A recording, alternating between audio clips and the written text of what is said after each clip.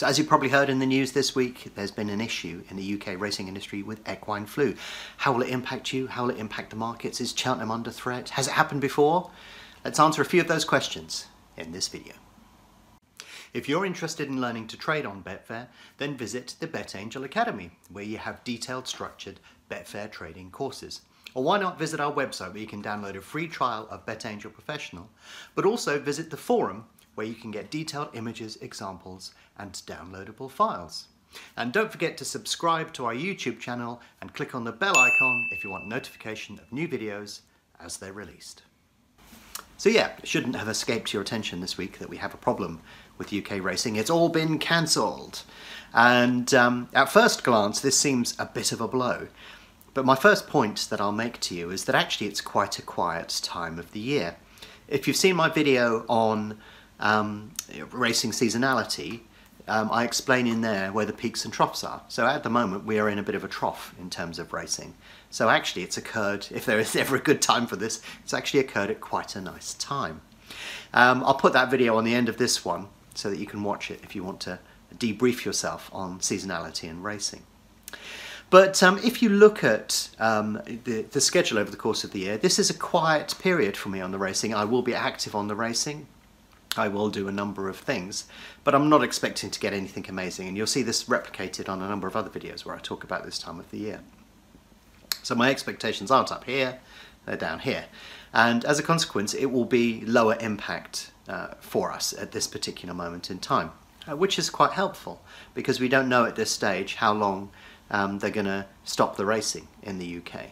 And if we look at the way that it's going, basically as soon as they identified that there was a problem, they just stopped the racing. The idea is stop the animals from mixing up and spreading the disease right across the entire horse population. Now, this hasn't happened, to my knowledge, in racing that much in the UK, certainly not within my Betfair trading career. But it did happen in Australia in 2007, and I remember that because I started trading Australian racing in 2006. So I do remember it from 2007, and it knocked out racing for 6 months in Australia. Now that sounds pretty bad, and in fact the Daily Star, that veritable fountain of information, put that as their headline, UK racing to be shut down for 6 months.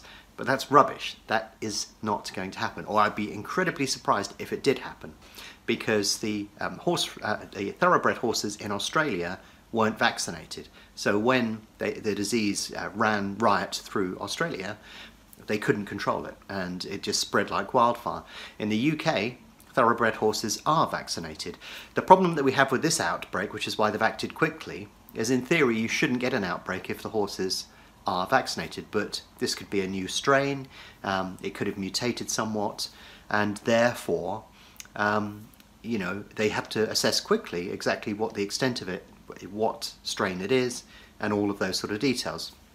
So the best way to stop it from spreading is to just stop racing and stop the movement of horses around the country, because that will allow them to contain the spread of the disease.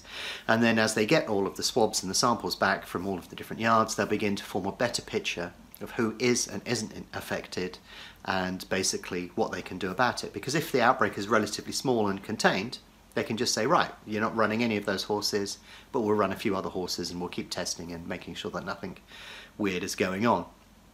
So yeah, we have to wait, unfortunately. They're going to stop racing until next Wednesday. I'd be surprised if it stays until next Wednesday. I can see the racing for the whole of next week being wiped out, and perhaps a little bit longer while they decide what to do and how to start things up again. So yeah, I think we could be in for a reasonable period of no racing at all in the UK. Now the thing is, there is going to be racing in Ireland. There'll be, on a Thursday, there'll be racing in Meydan in Dubai. And you've also got racing in Australia as well. So if you want to participate in a bit of racing, some of those are avenues that you may want to pursue. In fact, the racing in Australia begins to pick up again at exactly this time of the year. So we end up going into a lot of group racing as we head into February. So that can be pretty useful to have a look at, but obviously you need to be pretty committed. And if you're not established in the UK and you're not trading particularly profitably in the UK, then don't bother getting up in the middle of the night to try it in Australia, because it's not going to work. And also the liquidity is much lower over there as well, so it's a different type of market. But there are opportunities if you want to do that. Now, you could also trade football, greyhounds, tennis. There was no WTA tennis this week though, and a variety of other sports. So it can be an opportunity for you to actually get out there and try a couple of different sports. So, you know, typically what I'll do at this time of year, there's a number of things that I'll do, and especially if there's, like, usually weather is impacted, racing is impacted by the weather at this time of the year. So actually, I'm quite used to disruption through January to February and sometimes into early March. So it's not, you know, that severe for me, as it were. If this whole thing happened, say at the Guineas, and then it affected Royal Ascot, then that's a major problem. However, it's occurred at a sort of a dead period in the year when weather disruption could have a hand to play, and therefore the impact is much lower. So it could have been much worse. But, you know, I'm happy to trade other sports. The only reason I choose to trade racing is because I'm good at it, for a start, let's be honest.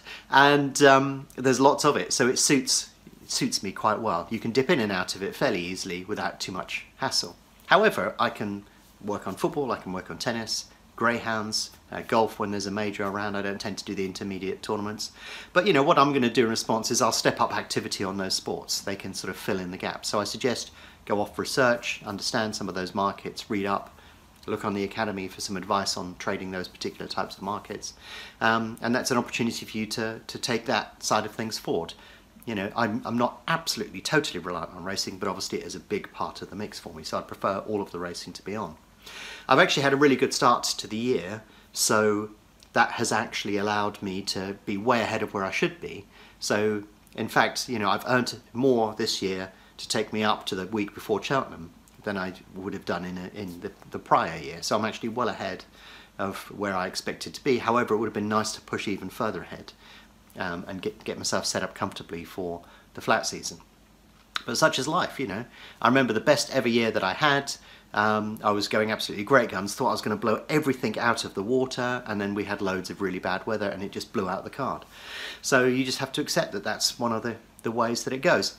But typically, because things, you know, dip a little bit at this time of the year, and we have half term, when my children were a bit younger, I would typically go away at this time of the year. So for me, it would be, you know, at least a couple of weeks where I would probably scale back significantly and focus on other things, particularly the family. Because during the summer, it's all hell let loose, and I'm just constantly at it from dawn until dusk, and I really don't have an awful lot of time on my hands. So yeah, you know, we tend to holiday or do a decent holiday in the winter, and it tends to be around this time of the year. I did a video on this, my best trade ever. I'll put this on the end of this video as well. I'll put the seasonality video on and my best trade ever, and you can see the beneficial effect that it has sometimes by going away at this time of the year.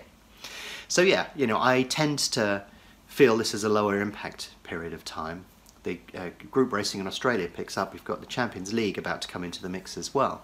But I sort of strategically place some time off in February to be able to do other things. And of course, it's important to spend some time with your family and on other projects.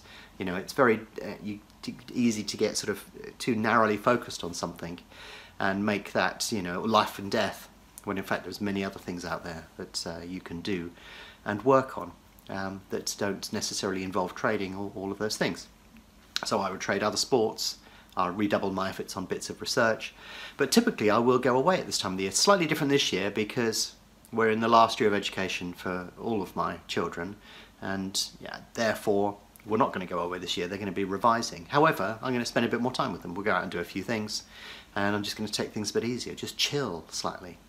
But inevitably I probably will get involved in a bit of trading here and there. I'm not going to just dump it completely, and there's things that I can work on in the background to push myself forward later in the year. I've got an endless pile of things that I always, you know, should be doing, and I never seem to get round to doing it. So this is a great opportunity to catch up on those, tidy up a few things, sort out stuff, make it nice and tidy, and put a few things to bed, and work on building the platform for other stuff. So yeah, there's plenty of things to do. The impact of the equine flu is going to cause a shutdown in racing. I'd be surprised if it's over within a week. It'll probably be a few weeks. It's unlikely to be 6 months, probably unlikely to affect Cheltenham. The only thing that has affected Cheltenham throughout my career was back in 2001 when we had the foot and mouth disease, and because there was a farm near Cheltenham, they couldn't run the Cheltenham Festival. But they didn't cancel it completely, they just put it back. Now, I was very early on in my betting exchange career. I hadn't really sussed horses at that point, so I have no memory or recollection of what the markets were like around then, and I imagine they were quite thin anyway. So we haven't seen anything like this before in the betting exchange era. We certainly have in the betting industry. But also that year, 2001, which was the nearest comparable that I can give you, they didn't cancel the Grand National. Everybody was still under restrictions on the foot and mouth disease, but nonetheless, they still went ahead with the Grand National. They just increased the biosecurity measures and made sure that nobody was affected or could be affected, and therefore it wasn't really a major issue. They still managed to go ahead with it. So I think the BHA will try and contain the disease the best they can when they've got the right amount of information, which I think is going to take more than a week. And I think that some of the major festivals and other big highlights will probably, they'll find a way to make those work. But ultimately it's more about protecting the welfare of the horses, having all the information in front of them, then be able to make a rational, sensible decision from there. It's probably better to act a bit more aggressively right now at this time of the year than to let it roll on or get out of control. But it'll be interesting to see where things are. I'm going to update the forum and I'll tweet out any interesting information about equine flu and how it's going to affect the racing. So if you want to keep up to date on it, I'm happy to do that, and there'll be lots of chatter about it in the forum, I should imagine. But yeah, for me it's a relatively low impact time of the year. I think that will be the same for you. It doesn't matter how hard you work in February, you're not going to have a total that looks like a June or a July or an August or any of the peak season months. So it's not a major issue for me. And with half term coming up, if you have children, it's probably a good time to have some quality time with them. So yeah, I'll keep you up to date, probably not through video, but on the forum and via Twitter, and we'll keep an eye on the situation, but fingers crossed, hopefully we're only going to be headed for a relatively short outage, and definitely not 6 months. But anyway, go off and do some other things, explore some new markets, gather some data, analyse it, spend some time with your family, whatever. But I think that it could have come at a much worse time of the year, and hopefully we'll be over it within a few months. But best of luck, whatever you're doing.